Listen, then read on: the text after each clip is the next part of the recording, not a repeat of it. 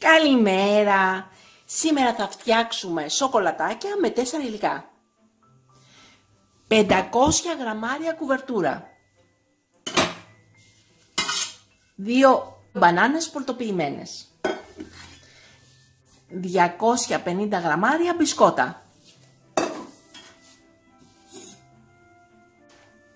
150 γραμμάρια φουντούκια.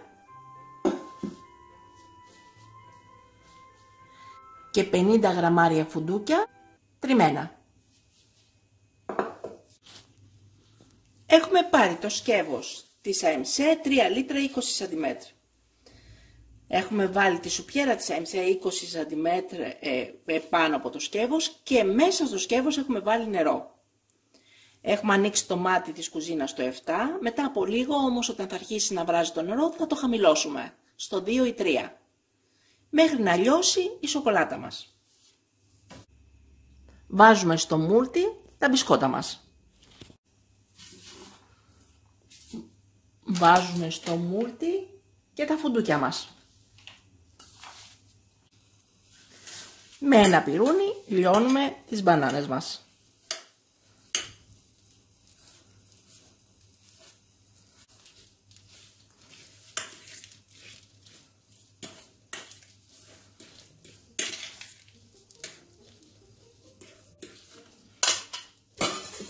Βάζουμε σε μια σουπιέρα 24 cm της AMC όλα τα υλικά μας.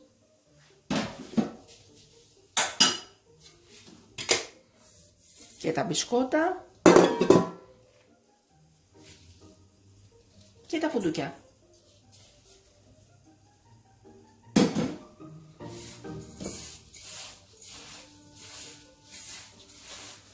Υπέροχα.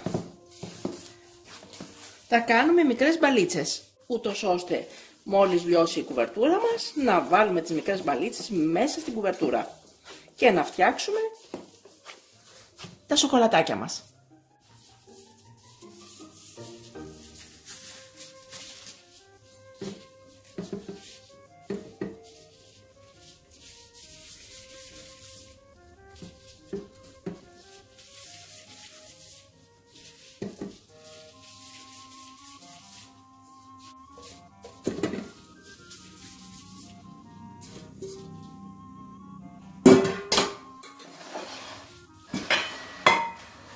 Έτοιμα.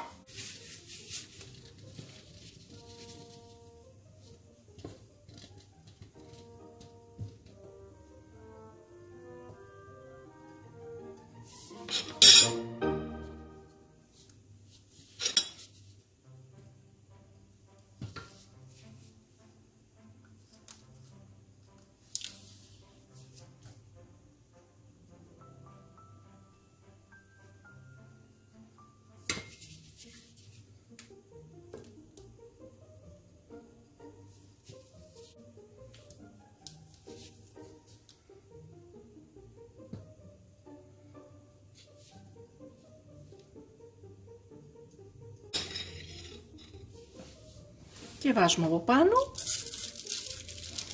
και φουντούκι.